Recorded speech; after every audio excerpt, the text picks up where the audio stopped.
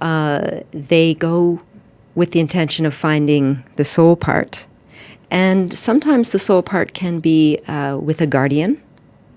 So this guardian has been guarding the soul part for many, many years, for a long time. So the shaman needs to be able to interact in a way that allows the soul part to come with him. So if this guardian is there guarding the soul part, saying, this is my job here, and I'm not going to let him go.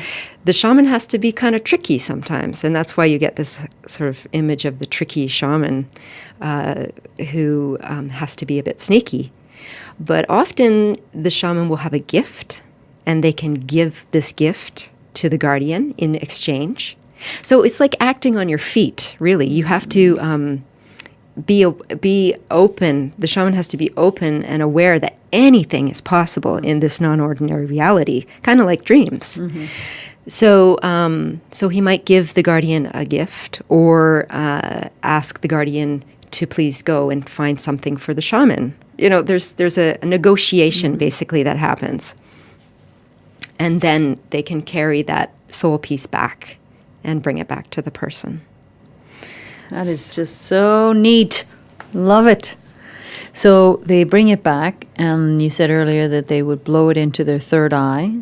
And then what happens? Does the person have a sense of this going on, you think? Or do they have, what like in your experience, what has some examples of what has happened in a soul retrieval?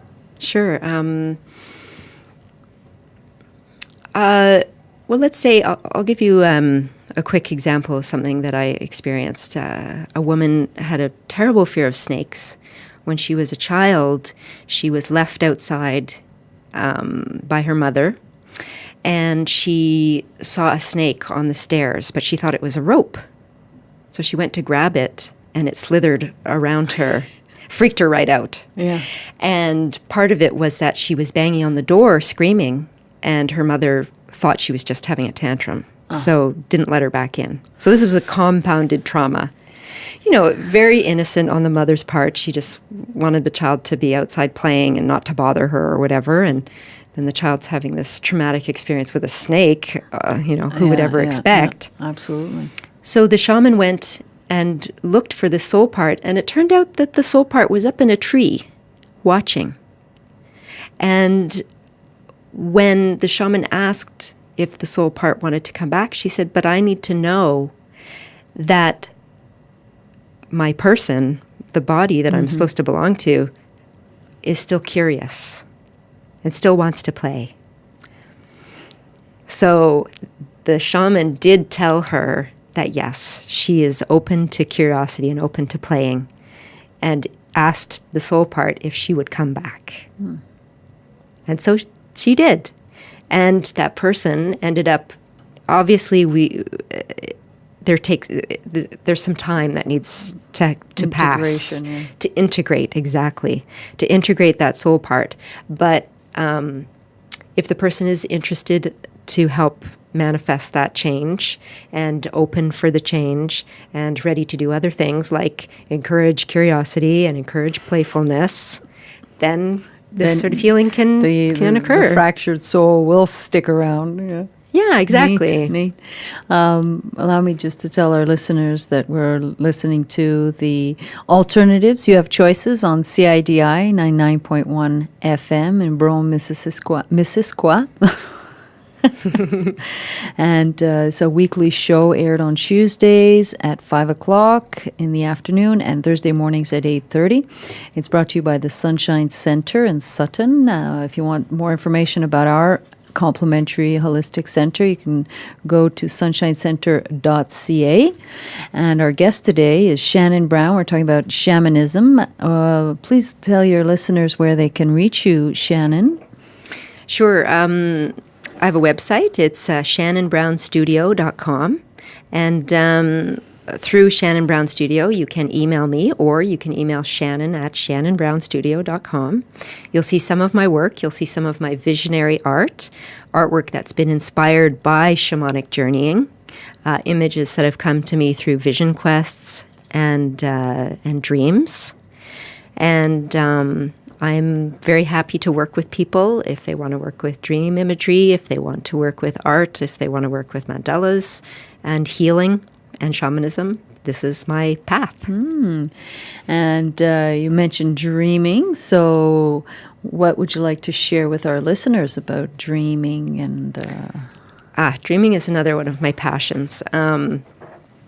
We made a documentary called Seeing 9/11. And this came about because Vision Television had a series called Supernatural Investigators.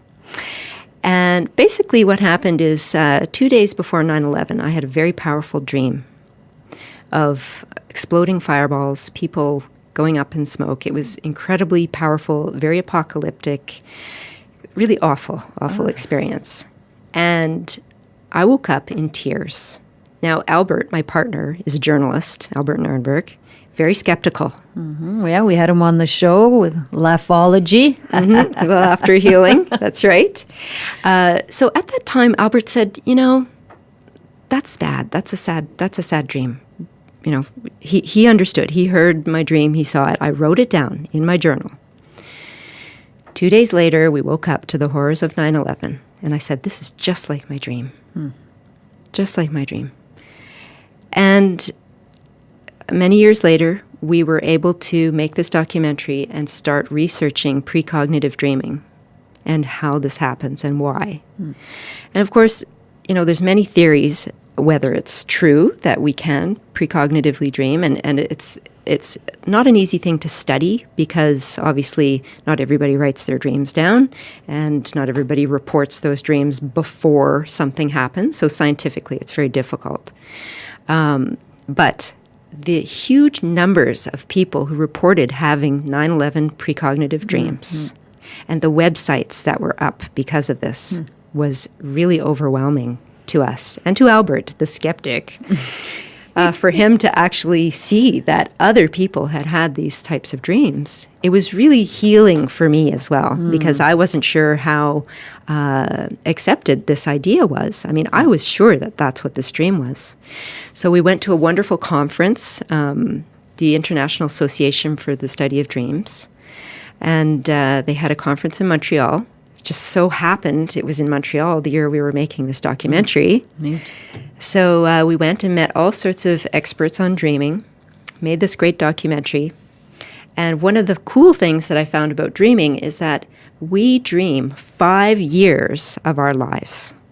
So if you look at a typical life, which is 85 years living, we dream 90 minutes a night. If you put that into 85 years, that's 5 years. Wow. So what is happening in our dreams and what can we do with that information? Yeah. And if it's true that dream information is valuable to us, then wow. Yeah. So do you accept people to come to you and share their dreams and help to interpret them?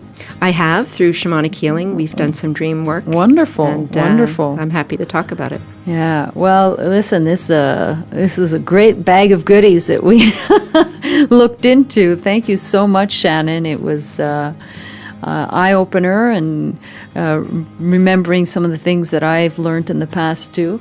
Thank you so much, our listeners, for listening and being there and taking in all this good stuff. See you next week in the next show. Bye-bye. Bye.